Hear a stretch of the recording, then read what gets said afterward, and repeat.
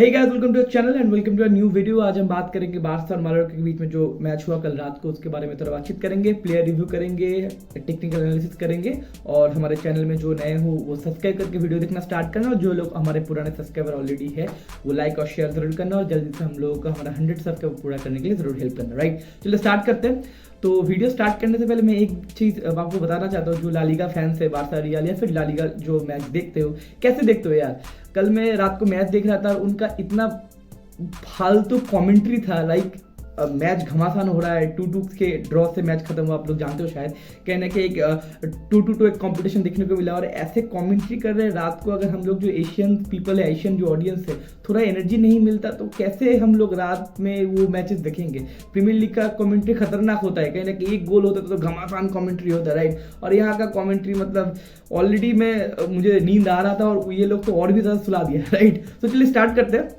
And कहने कि कल बार्सा का जो स्क्वाड था, बार्सा का जो प्लेइंग 11 था, कहने कि 4-3-3 के फॉर्मेशन से स्टार्ट किया गया। बहुत सारे प्लेयर का रोटेशन भी हुआ था, लेवेंडोव्स्की स्टार्ट नहीं किया था एंड नीचे कुंडे स्टार्ट नहीं किया था। ये जायज़ है क्योंकि लास्ट 10 डेज में ये बार्सा का 4th मैच है, तो कहने की रोटेशन करने की जरूरत है, बट ऑब्वियस क्योंकि ऑलरेडी डियोंग का इंजरी हो चुका है, पेड्री के भी थोड़ा निकल आ चुका है और अभी अगर ज़्यादा इंजरी को फेस करना पड़े जाबी को तो कहने कि उसका प्लेइंग 11 गड़बड़ हो सकता है। तो रोटेशन तो जरूरी था, लेकिन ज़्यादा भी रोटेशन नहीं हुआ, 2-3 प्लेयर के रोटेशन हुआ, राइट। तो 4-4-3-3 की फॉर्मेशन उतरा था एंड हमारा बैक पेयर थे Inigo Martinez and Araujo and right back left back Balde and Cancelo. Midfield था गावी का, ओरियो रोमेरो का एंड गुंडोगान का। ऊपर आपका फिरान टोरेस था, सिर्फ लेवेंडोव्स्की के जगह पे एज अ नंबर 9 नहीं खेल रहा था बंदा, एज अ फॉल्स 9 खेल रहा था एंड राइट विंग आपका रफीनिया, लेफ्ट विंग के जाओ कैंसेलो, राइट।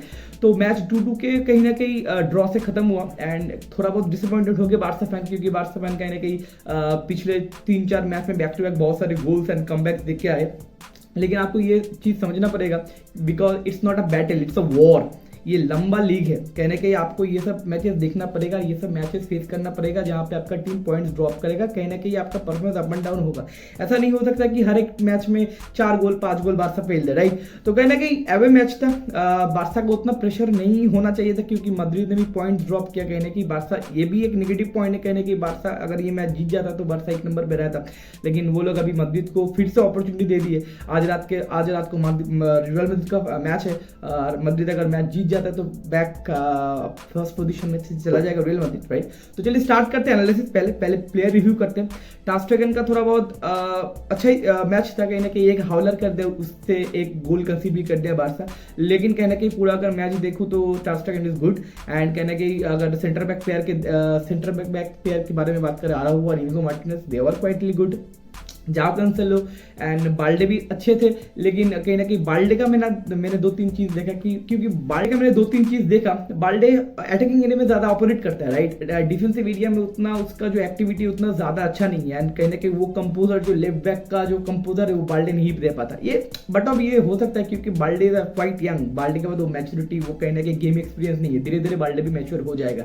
लेकिन 2-3 बार बंदा बॉल पोजिशन लूज किया और उस तरीके से 2-3 काउंटर या फिर 2-3 शॉट्स बार्सा को फेस करना पड़ा, राइट। तो इस तरीके से कंसर्न था बाल्डे के बीच में। और जो हमारा जो मिडफील्ड था, गुंडोगान एंड ओरियल रोमेरो, हमारा गावी का मिडफील्ड था, कहने कि मिडफील्ड में भी थोड़ा गड़बड़ हुआ क्योंकि उनका थोड़ा ऑफ मैच था, इसलिए इसका इफेक्ट रिजल्ट पे भी दिखा, राइट। कहने कि आप गुंडोगान इज एक वर्ल्ड क्लास प्लेयर, लेकिन आप हर एक मैच में वो 100% परफॉर्मेंस आप एक्सपेक्ट नहीं कर सकते, राइट। गावी भी बढ़िया था थोड़ा बहुत, लेकिन ओरियल रोमेरो का गेम मुझे बहुत थोड़ा डाउन लगा, कहीं ना कहीं डिफेंसिव एरिया में जो कंपोजर चाहिए था कल नहीं दिखा, इसलिए 2 गोल भी कंसीडर किए बार्सा ने। कहीं ना कहीं गलती से आया वो तो छोड़ ही दो, लेकिन दूसरा जो गोल था बार्सा का, कहने कि डिफेंस एरिया और जो बैक एरिया था, कहने कि बार्सा का स्विच ऑफ दिखा है, फटक करके गोल आ गया। क्योंकि देखो ये मालोर्का जैसे टीम, मालोर्का बोलो, जिरोना बोलो, गेटाफे बोलो, जैसी टीम, वो लोग फुटबॉल कम रेसलिंग ज़्यादा खेलते हैं, राइट। मैदान में थोड़ा फिजिकली बुली करने का टीम है, लोगों का हाइट ज़्यादा है,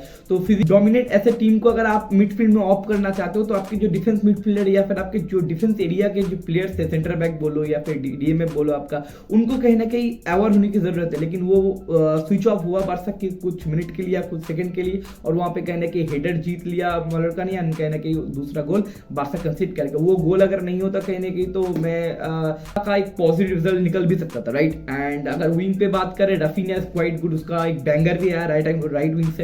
एंड फर्रान टोरेस भी अच्छा था, जाओ फेलिक्स भी अच्छा था, थोड़ा बहुत प्लेयर अच्छे थे। लेकिन मैं आज बात करना चाहता हूँ, एक टेक्निकल कुछ एनालिसिस में करना चाहता हूँ। प्लेयर्स खराब नहीं थे कल, प्लेयर अच्छे खेले, बारसा अच्छा खेला और 2-2 का ड्रॉ, कहीं ना कहीं रिजल्ट डिसअपॉइंटेड था। लेकिन ऐसा परफॉर्मेंस आप पॉजिटिव वे में खत्म कर सकते हो या पॉजिटिव वे में नंबर दे सकते हो बारसा को। लेकिन मैं जो टेक्निकल बातें बोलूंगा वो कहीं ना कहीं आपको सुनने में अच्छा लगेगा और आप जान पाओगे कि बारसा का एक्चुअली में क्या हो रहा है, राइट। पहला पॉइंट ये है कि आप ये नोटिस किए हो गारंटी कि इस बार बारसा ज्यादा गोल कंसीड कर रही है। पिछले सीजन की अगर बात करोगे तो बारसा गोल कंसीड ही नहीं कर रहा था, राइट। लेकिन इस बार back to back 3-4 2-3 goal concede कर रहे हैं। क्यों? क्योंकि बारसा का जो बैकलाइन वो बदल चुका है। पहले बैकलाइन क्या था बारसा का? क्रिस्टियनसन, कुंडे, अराहो राइट बैक में एंड लेफ्ट बैक में बाल्डे, राइट। ये 4 थे। अभी आप बोलोगे सर ये तो चार ही तो है, सिर्फ एक ही का ही तो डिफरेंस हुआ है, सिर्फ जाओ कैंसेलो तो आया है। दैट इज द डिफरेंस, जाओ कैंसेलो। क्योंकि जाओ कैंसेलो राइट बैक में तो आपको ऑपरेट करता है, लेकिन वो बंदा out and out right back नहीं है, वो बंदा इन्वर्टेड राइट बैक है। क्योंकि वो जब राइट बैक से बॉल लेके कहीं ना कहीं वो मिडफील्ड में ऑपरेट करता है, मिडफील्ड में पासिंग एक्यूरेसी क्रिएट करता है, मिडफील्ड में आपका क्रिएटिविटी प्रोवाइड करता है, राइट। देखो जब बॉल होता था बारसा विद द बॉल कैसे डिफेंस ऑपरेट करता था। जब बारसा के बाद बॉल होता था, बारसा अटैक में जाता था और कहीं ना कहीं पीछे 3 प्लेयर रहते थे, एक कुंडे, एक आपका अराहो, एक आपका Christiansen and Balde attacking area में ऑपरेट करते थे, राइट। एंड कहने तो 3 बंदे थे, 3 प्लेयर थे बैक करने के लिए, काउंटर फेस करने के लिए। अगर कोई काउंटर अटैक होता है तो ये 3 लोग फेस करेंगे। That is the point, that is the plan for the next previous season. लेकिन इस बार क्या हुआ है? इस बार हुआ है कहने की राइट बैक एरिया में जो बंदा है, पहले अराहो था लेकिन अभी आ गया आपका जाओ कैंसेलो। पहले अराहो या कुंडे स्विच होता था, मैक्सिमम टाइम पे अराहो होता था, राइट। लेकिन अभी आ गया जाओ कैंसेलो। अब जाओ कैंसेलो क्या करता है? जाओ कैंसेलो डिफेंसिव एरिया में उतना स्टेबल नहीं है, उसका काम ही नहीं है डिफेंसिव एरिया में उतना प्रोडक्ट देना। उसका काम है इन्वर्टेड करके आपको अटैकिंग एरिया में प्रोवाइड करना। मतलब जब बारसा के पास बॉल होता है तो बारसा का फॉर्मेशन क्या होता है पता है? बारसा का लेफ्ट बैक बाल्डे और राइट बैक कैंसेलो दोनों ही आगे रह जाते हैं और पीछे रहते सिर्फ 2 लोग, दैट इज कुंडे और क्रिस्टियनसन, या फिर दो और कोई अगर सेंटर बैक हो तो सीधी बात है सेंटर बैक पेयर, राइट, 2 लोग, राइट। इसलिए कहीं ना कहीं एक मैन शॉर्ट होता है बारसा का, इसलिए काउंटर पे बारसा कहीं ना कहीं ज्यादा हिट हो रहा है और ज्यादा गोल कंसीड करे। तो आप बोलोगे सर बारसा का नेगेटिव पॉइंट? नहीं, ये बारसा का नेगेटिव पॉइंट नहीं है, ये बारसा का पॉजिटिव पॉइंट है। क्योंकि आप अगर एक बार स्टैट चेक कर लो, पिछले साल बारसा 1-0 की विक्ट्री कम से कम 10 या 11 मैच में ऐसा हुआ कि 1-0 की विक्ट्री हुआ, राइट। बारसा बहुत गंदा मैच खेला, बारसा बहुत नेगेटिव मैच खेल के कहीं ना कहीं पॉइंट्स लेता था, 3 पॉइंट्स लेता था, क्योंकि जावी का पहला सीजन था, मतलब जावी का फुल कंट्रोल होने का पहला सीजन था और कहने की बारसा को विन करने का बहुत जरूरत था जावी को, इसलिए जावी उतना मतलब रिजल्ट ओरिएंटेड फुटबॉल खेलता था। लेकिन कहीं ना कहीं बारसा को हम लोग इस तरीके से नहीं जानते, बारसा को जानते हम लोग वन टच फुटबॉल के लिए, अटैकिंग फुटबॉल के लिए, कंपोज फुटबॉल के लिए, ज्यादा से ज्यादा गोल करने के लिए, राइट। एक रिकॉर्ड आपको पता है शायद, एक साल ऐसा था कि नेमार, सुआरेज और मेसी ये 3 मिलके 132 या 135 गोल्स किए थे एक सीजन में। That is the highest goal of combo of a goal of a club, right. 132 goal 3 player मिलके एक सीजन। समझ सकते हो आप कितना अटैकिंग एरिया में कहने के ऑपरेट करते थे बारसा। और सदियों से 10, 20, 30 साल का 40 साल का भी हिस्ट्री उठा लो आप देखोगे बारसा कहना कि अटैकिंग फुटबॉल ही खेलता है, बारसा कहना कि गोल स्कोरिंग फुटबॉल ही खेलता है, राइट। तो ये जो जाओ कैंसेलो का आपका एडिशन है, इस तरीके से जाओ कैंसेलो अटैकिंग एरिया में ज्यादा प्रोवाइड करता है अपना वर्क रेट, इसलिए डिफेंसिव एरिया में जावी को सैक्रिफाइस करना पड़ रहा है और ये सैक्रिफाइस के लिए बारसा को गोल कंसीड करना पड़ रहा है। लेकिन का गेम भी इंप्रूव हो रहा है, बारसा का कहना कि पॉजिटिव फुटबॉल ओरिएंटेड गेम हो रहा है। देखो नेगेटिव फुटबॉल खेल के आप बड़े टूर्नामेंट में नहीं जीत सकते, इसलिए पिछली बार ला लीगा तो डोमिनेट कर लिया बार्सिलोना, लेकिन यूसीएल में एक भी बड़े टीम को नहीं हरा पाया, क्योंकि नेगेटिव फुटबॉल खेल के आप बड़े टीम को या बड़े टूर्नामेंट में आप वो काम नहीं कर सकते। दैट इज द पहला पॉइंट, जो क्यों बारसा इतना गोल खा रहे। बहुत सारे मैं फुटबॉल फैन पेज में बारसा को बहुत लोग ट्रोल कर रहे थे, या फिर बारसा फैंस भी बहुत फ्यूरियस थे कि जावी बहुत गंदा कोचिंग कर रहा है, जावी क्यों इतना गोल कंसीड कर रहा है, राइट। डिफेंसिव एरिया में बारसा का कंपोजर नहीं है, नहीं डिफेंसिव एरिया का बारसा का कंपोजर है, लेकिन इस टैक्टिक्स के लिए बारसा गोल कंसीड कर रहा है। ये ठीक हो जाएगा जब मिडफील्ड में एक अच्छा कंपोजर डीएमएस जो ओरियल रोमेरो है, कहना कि उसका तो अपडेटेशन होगा अगले साल, एंड कहना कि मिडफील्ड में मैच्योरिटी ज़्यादा आएगा, क्योंकि बाल्डे बोलो या फिर मिडफील्ड का जो गाभी या फिर पेड्री बोलो वो लोग मैच्योर हो जाएंगे। उसके बाद कहने की बारसा का ये गोल कंसीड करने का जो तरीका या फिर नंबर है वो बहुत कम हो जाएगा। ये है पहला पॉइंट। और दूसरा पॉइंट कल का जो पॉइंट था, कल का जो मैच देख के मेरे को ये समझ में आया, कल बारसा चांसेस तो क्रिएट किया, एक फरहान टोरेस ने 1-1 मिस किया और दूसरा रफीना ने 1-1 मिस किया एकदम हाफ टाइम से पहले। वो अगर हो जाता तो कल बारसा मैच जीत भी लाता था। लेकिन कहीं ना कहीं कल क्रिएटिविटी में थोड़ा प्रॉब्लम हुआ कल बारसा का, राइट? क्योंकि जो मिडफील्ड ट्रायो था कल, गुंडोगान, आपका गावी एंड आपका ओरियल रोमेरो, राइट? कल गुंडोगान का थोड़ा कल ऑफ गेम था, मैंने पहले बता दिया, इसलिए थोड़ा क्रिएटिविटी का प्रॉब्लम हुआ बारसा का। लेकिन दूसरा पॉइंट जो है वो है ओरियल रोमेरो और गावी, ये दोनों को आप एक साथ नहीं खिला सकते। क्यों? क्योंकि ओरियल रोमेरो इज नंबर 6, वो कहीं ना कहीं डिस्टर्ब करेगा, वो कहीं ना कहीं डिफेंसिव एक क्वालिटी कंपोज प्रोवाइड करेगा, लेकिन वो जो पास निकालने का या फिर फाइनल थर्ड में हिट करने का या फिर जो होता है ना कि बिटवीन द लाइन्स खेलने का, कहीं ना कहीं एक एसिस्ट देने का, वो चीज़ आपको ओरियल रोमेरो नहीं कर सकता और वो गावी भी नहीं कर सकता। गावी भी कहीं ना कहीं वो चैनल पे या मिड नहीं निकाल सकता जो दूसरे ऑपोजिशन के डिफेंस को चीर के निकल जाए और सेंटर फॉरवर्ड के पास या फिर विंगर के पास जाए, वो भी गावी नहीं कर सकता। गावी कर सकता है, Gavi is a ball carrier, वो बंदा बॉल कैरी करके किसी के पास डिलीवर करके लेके आएगा, क्योंकि ये सब चीज गावी साहब एक्सपेक्ट नहीं कर सकते। ये कौन करेगा? ये करेगा दो मिडफील्डर बारसा का, एक है आपका पेड्री और दूसरा है आपका डियांग, और ये दोनों ही कल नहीं थे, दोनों का ही कल इंजरी है। और ये दोनों अगर नहीं रहते, मैंने मेरे बारसा वाले रिव्यू में बोला है, आप देख लेना, क्योंकि मैंने बोला कहीं ना कि अगर बारसा को अच्छा गेम प्रोड्यूस करना है, अगर बारसा को एक अच्छा सीजन प्रोड्यूस करना है, अच्छा गोलिंग सीजन प्रोड्यूस करना है, तो आपको पेड्री और डियांग को फॉर्म में रहना पड़ेगा और बिना इंजरी के पूरा सीजन खेलना पड़ेगा। क्योंकि बारसा में के अगर मिडफील्ड में क्रिएटिविटी की बात बोलो या फिर आप बॉल चलाने की बात बोलो, असिस्ट देने की बात बोलो, बिटवीन द लाइन्स खेलने की बात बोलो या फिर किसी का रन पिक करने का बात बोलो, ये सब चीज करेगा दो player, that is Pedri and आपका डियांग। ये दोनों नहीं था, कहने के गुंडोगान के ऊपर पूरा जिम्मेदारी था और गुंडोगान का थोड़ा ऑफ फॉर्म निकला एंड पूरा का पूरा मिडफील्ड में जो क्रिएटिविटी है वो पूरा डैमेज हो गया कल बारसा का। इसलिए कल बारसा ज्यादा स्कोर नहीं कर पाया, लेकिन उसमें भी 2-3 चांसेस हुए थे, मैंने जो बोला उसमें बारसा का जो फिनिश नहीं हुआ, राइट? एंड जो कल एक और भी रफीना बहुत तगड़ा था। देखो मैंने जो जाओ कैंसेलो के मैंने बात बोला था, जाओ कैंसेलो का आने के बाद रफीना भी तगड़ा हो गया, क्योंकि देखो पिछले सीजन रफीना उतना अच्छा नहीं था। क्यों?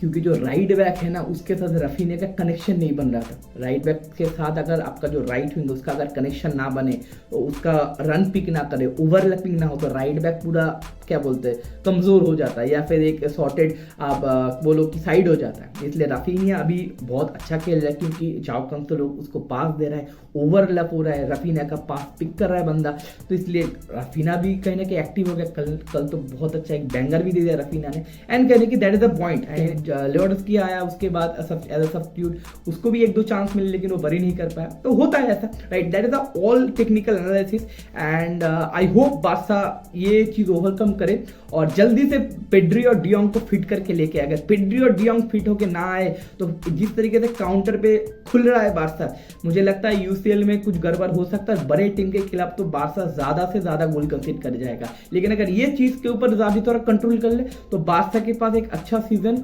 मिनिमम ला लीगा और मिनिमम आपका जो यूसीएल का क्वार्टर फाइनल या फिर सेमीफाइनल जाने का भी प्रोबेबिलिटी बढ़ जाएगा।